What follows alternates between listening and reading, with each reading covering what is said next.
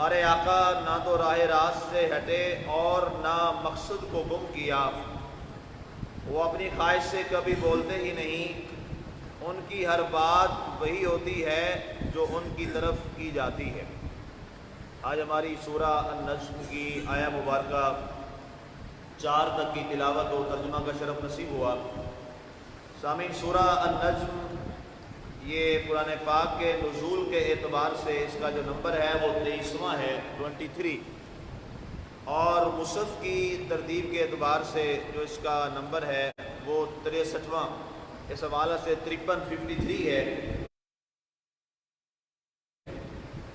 سورہ نجم قرآن پاک کی وہ سورہ مبارکہ ہے جس پر تمام مفسرین کا اتفاق ہے کہ یہ مکی سورہ مبارکہ ہے۔ یعنی رسول اللہ صلی اللہ علیہ وآلہ وسلم کے ہجرت کے زمانہ سے پہلے یہ سورہ مبارکہ مکہ مکرمہ میں نازل ہوئی۔ اب یہاں پہ 2 قرآن پاک کی جو ترتیبیں ہیں جن کا اکثر میں دونوں کا ذکر کر دیتا ہوں۔ ایک وہ ترتیب ہے کہ قرآن جس انداز میں نازل ہوا اس ترتیب کو کہا جاتا ہے ترتیب نزولی، وہ ترتیب قرآن پاک کی اور ہے، اور ہمارے پاس یہ ترتیب جو سرکار نے لگوائی اور اس کے بعد اب تک یہ چلی آ رہی اور ہمیشہ تک یہ اب ترتیب رہے گی، اسے کہا جاتا ہے ترتیب توقیفی۔ جیسے سب سے پہلے ہی نازل ہونے والی جو سورہ مبارکہ کی آیات ہیں وہ ہے اقرأ بسم ربک الذی خلق، لیکن وہ آخری پارے میں، پہلے پارے میں نہیں ہے، اور سورہ فاتحہ شریف جو ہے وہ بعد میں نازل ہوئی لیکن وہ قرآن پاک کی سب سے پہلی سورہ مبارکہ ہے۔ اسی طرح سورہ بقرہ جو ہے وہ دوسرے نمبر پہ آتی ہے۔ تو اس ترتیب کو کہا جاتا ہے ترتیب توقیفی۔ تو نزول کے اعتبار سے جو اس کا نمبر ہے وہ 23واں ہے، 23، اور یہاں قرآن پاک کی ترتیب کے اعتبار سے اس کا نمبر ہے 53واں، 53 نمبر۔ ارشاد ہوا والنجم اذا ہوا، اور قسم ہے ستارے کی جب وہ ٹوٹ کر گواہی دے۔ اب سورہ نجم کا آغاز جس آیہ مبارکہ سے ہو رہا ہے، سورہ النجم کا نام بھی اسی پہلی آیہ مبارکہ سے لے کر رکھا گیا ہے۔ ارشاد ہوا والنجم اذا ہوا۔ اے پیارے حبیب صلی اللہ علیہ وسلم، نجم کیا ہے؟ نجم عربی زبان میں نجم کا معنی ہے نمبر 1 ستارہ۔ جو آسمان میں ستارہ، ایک ستارہ ہے، اس کو بھی نجم کہا جاتا ہے۔ نمبر 2 اس کا معنی ہے آسمان میں ایک ستاروں کا جھرمٹ ہے جسے ثریا بھی کہا جاتا ہے۔ یہ 7 ستارے ہیں جو ایک جھرمٹ ان کا اکٹھا ہوتا ہے، تو اس 7 ستاروں کے جھرمٹ کو بھی عربی زبان میں النجم کہا جاتا ہے۔ نمبر 3 نجم سے مراد زمین پر وہ بیل، چاہے وہ انگور کی ہو یا کسی اور کسی چیز کی ہو، تو وہ بیل جو زمین پر لگائی جائے اور وہ پھیل جائے، تو اس بیل کو جو زمین پر پھیلتی ہے اسے بھی عربی زبان میں النجم کہا جاتا ہے۔ اب یہ 3 مشہور معنی جو ہیں وہ عرب کے اندر بولے جاتے ہیں، اور چوتھا ایک معنی جو ہے وہ بھی علماء نے لکھا، کسی بھی چیز کی بلندی کو بھی عربی زبان میں اہل عرب جو ہے وہ النجم کہا کرتے تھے۔ اب یہ 4 معنی النجم کے بیان کیے جاتے ہیں۔ اب یہاں کون سا معنی مراد ہے؟ مفسرین نے چاروں کے اعتبار سے اس کا یہاں پہ ذکر کیا۔ والنجم اذا ہوا، اور ستارے کی قسم جب وہ ٹوٹ کر گواہی دے۔ کہا جی ایک تو اس سے مراد یہ ہے کہ ایک ستارہ آسمان پہ، آپ نے کبھی دیکھا ہوگا کہ اچانک جو ہے کوئی چیز آسمان سے گرتی ہے روشن، جسے شہاب ثاقب بھی کہا جاتا ہے۔ تو کہتے ہیں کہ جب شیطان جو ہے وہ آسمان کی جانب بڑھنے کی کوشش کرتا ہے تو اللہ تعالیٰ کی طرف سے جو ملائکہ ہیں اس کو مارتے ہیں، اور وہ ایک پتھر ہوتا ہے جو ٹوٹتا ہے اور لوگ اسے ستارہ گمان کرتے ہیں۔ تو ارشاد فرمایا گیا جب شیطان کا اللہ تعالیٰ کی باتوں کو سننے کے لیے اب آسمان کی جانب بڑھنے کی کوشش کرتا ہے تو اللہ تعالیٰ فرشتوں کے ذریعے اسے دھتکار کر پھر دوبارہ زمین پہ بھیج دیتا ہے۔ تو فرمایا ہمیں اس ستارے کے ٹوٹنے کی قسم۔ جب وہ گرتا ہے۔ ایک تو اس کا یہ مطلب ہے۔ دوسرا مطلب یہ ہے کہ اس سے مراد حضرت سیدنا محمد رسول اللہ صلی اللہ علیہ وآلہ وسلم کی ذات بابرکات کو ستارہ مراد دیا گیا ہے، کیونکہ آپ کی ذات مبارکہ ایسی ہے کہ جس کی وجہ سے ساری کائنات کو اللہ تعالیٰ نے روشنی عطا فرمائی۔ وہ آپ کی ذات ایک وہ ستارہ، چمکتا دمکتا ستارہ ہے۔ سرکار کی ذات وہ روشن ستارہ ہے جس کی وجہ سے اللہ نے ساری روح زمین کو روشن فرما دی۔ تو اللہ نے فرمایا پیارے حبیب ہمیں آپ کی قسم، جب یہ روشنی دنیا والوں میں آپ پھیلا رہے ہوتے، اور یہ روشنی کب سے سرکار پھیلا رہے ہیں اور یہ ستارہ کب سے ہے؟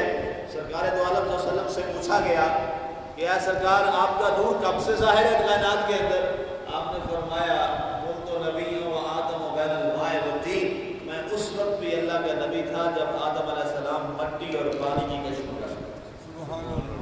اور ایک دفعہ سیدنا جبریل علیہ السلام بارگاہ مصطفیٰ صلی اللہ علیہ وسلم میں حاضر ہوئے، اور جبریل علیہ السلام سے سرکار نے پوچھا ہے جبریل بتاؤ تمہاری عمر کیا ہے، تمہاری عمر کتنی ہے؟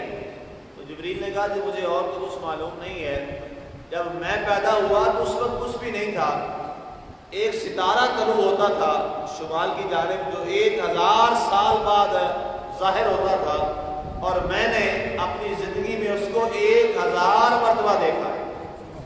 ایک تو یہ روایت ہے، اور دوسری یہ ہے کہ اس ستارے کو میں نے اپنی زندگی میں 70,000 مرتبہ دیکھا ہے۔ اب اندازہ کریں، اس کی کیلکولیشن کریں تو پتہ نہیں کہاں پہ ٹریلین میں چلی جائے گی۔ 1000 سال بعد ایک ستارہ طلوع ہوتا تھا اور اس کو میں نے 70,000 مرتبہ اپنی زندگی میں دیکھا ہے، یہ اے اللہ کے نبی میری عمر ہے۔ تو سرکار مسکرائے، سرکار نے فرمایا تجھے معلوم ہے وہ ستارہ کون تھا؟ کہا مجھے نہیں پتا، اللہ بہتر جانتا ہے یا اللہ کا رسول بہتر جانتا ہے۔ سرکار نے فرمایا آنا ذالک الکوکب، وہ جو ستارہ طلوع ہوتا تھا وہ میں محمد صلی اللہ علیہ وسلم۔ تو جبریل فوراً خاموش ہو گئے اور عرض کی بارگاہ مصطفیٰ صلی اللہ علیہ وسلم میں کہ یا رسول اللہ پھر میری عمر تو کچھ بھی نہ ہوئی اس انداز میں تو یہ گمان کرتا تھا کہ اس کائنات کے اندر سب سے زیادہ جو عمر ہے وہ جبریل علیہ السلام کی ہے، کہ میں نے اس ستارے کو اتنی دفعہ دیکھا ہے۔ سرکار نے فرمایا جبریل تیرا وجود تو بہت بعد میں آیا، اللہ تعالیٰ نے سب سے پہلے کائنات میں مخلوقات میں جس کو پیدا کیا وہ نور مصطفیٰ ہوتا والنجم اذا ہوا، اور اس ستارے کی قسم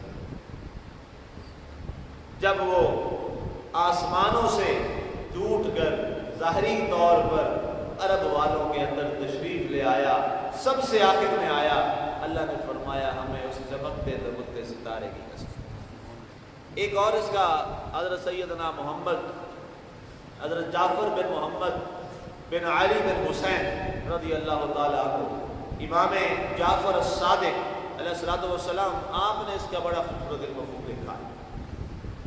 حضرت سیدنا جعفر بن محمد بن علی بن حسین بن علی رضی اللہ تعالیٰ عنہ، یہ پورا سلسلہ نسب آپ کا میں نے گنوایا ہے۔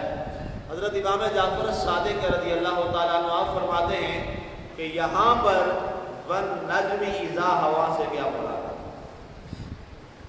اب یہاں پر یہ بات بڑی قابل توجہ ہے کہ پتہ نہیں کس سازش کے تحت اہل بیت اتحاد کی جو تفسیری نکات ہیں بڑے عام ترین، ان کو چھپا دیا جاتا ہے اور ان کو بیان نہیں کیا جاتا۔ آپ نے بہت کم سنا ہوگا کہ حضرت سیدنا امام جعفر الصادق کا ذکر کوئی لے تفسیر میں یا حدیث میں یا فقہ میں، حالانکہ جتنی فقہ، حدیث اور تفسیر حضرت سیدنا امام جعفر الصادق اور امام حضرت سیدنا باقر اور حضرت سیدنا امام زین العابدین کے نکات ہیں، اس کائنات کے اندر اتنے کسی اور کے نکات ہیں۔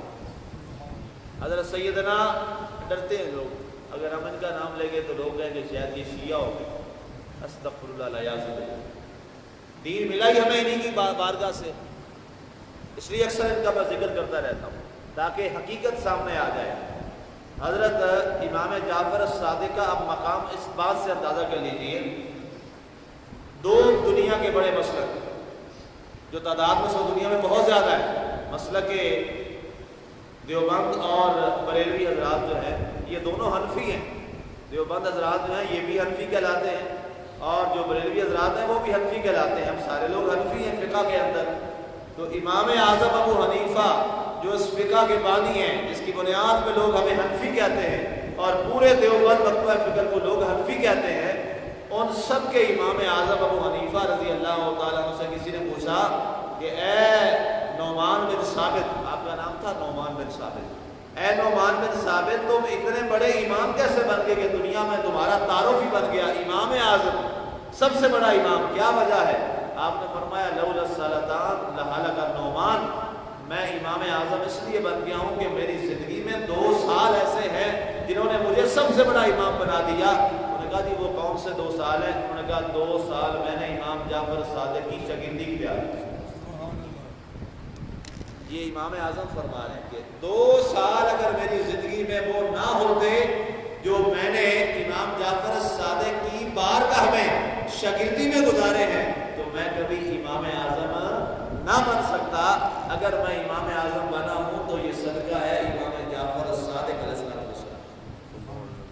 تو جو امام اتنا بڑا امام ان کے جوڑوں میں بیٹھنے کی وجہ سے بن جائے تو لوگ ان کا نام لینے چھوڑ جائیں صرف اس وجہ سے. یہ ایک بڑی علمی خیانت ہے جسے میں بولتا ہوتا ہوں علمی خیانت، یہ ایک بہت بڑی علمی خیانت ہے.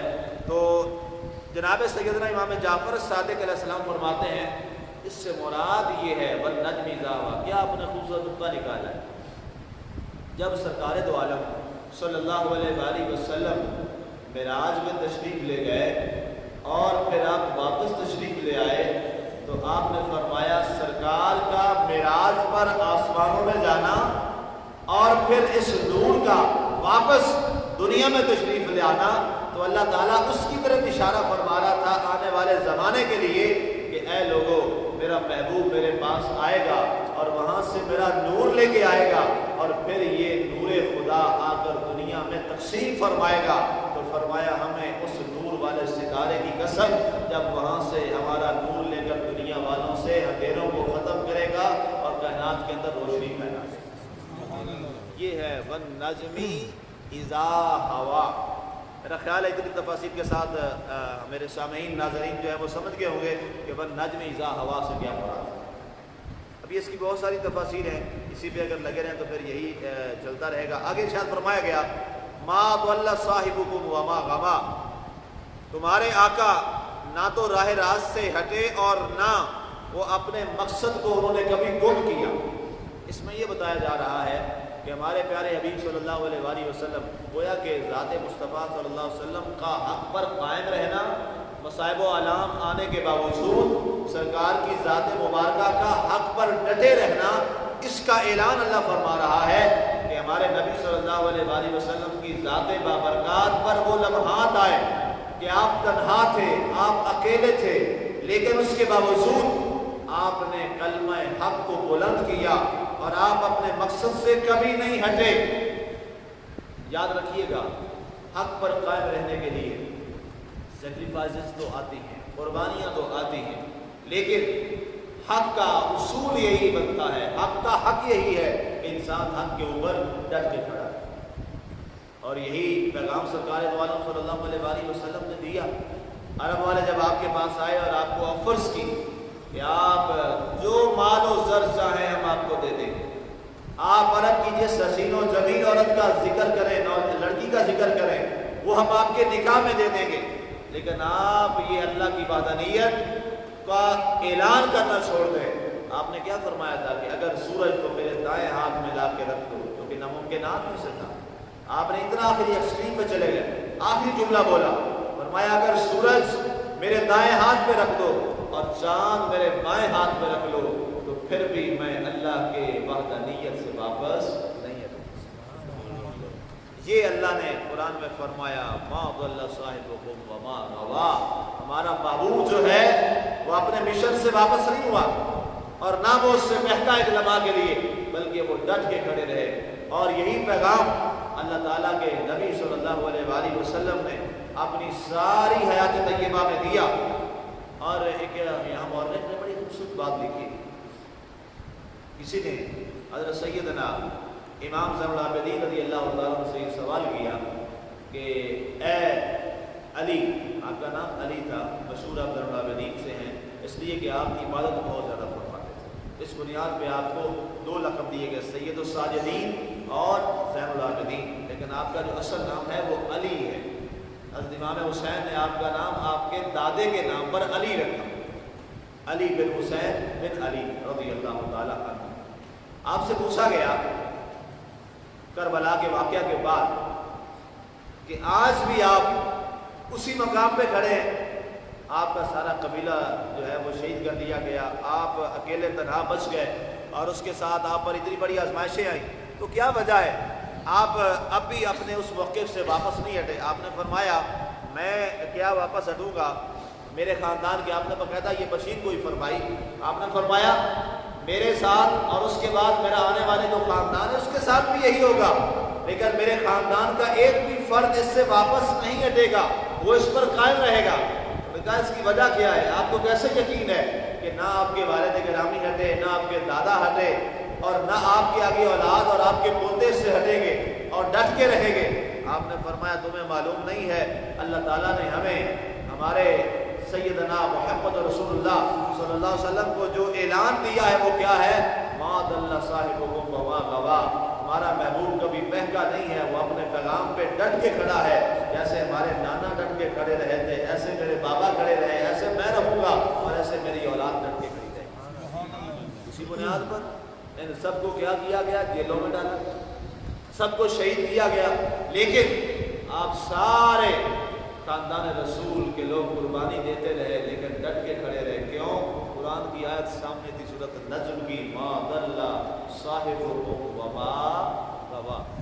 आगे इरशाद फरमाया गया वमा यंतिकु अनिल हवा। ये तफसीर लंबी हो जाएगी, वक्त हमारा चूँकि ख़त्म हो गया है, तो ये पहली दो आयत पर इत्तफाक करते हैं। इंशाअल्लाह फिर पीर वाली जो हमारी नशिस्त होगी उस पर इंशाअल्लाह फिर ये तीसरी आयत मुबारका से आगाज़ करेंगे। अल्लाह ताला की ज़ात हमें अमल की तौफ़ीक़ अता फरमाए। आमीन व मा अलैना इल्लल बलाग।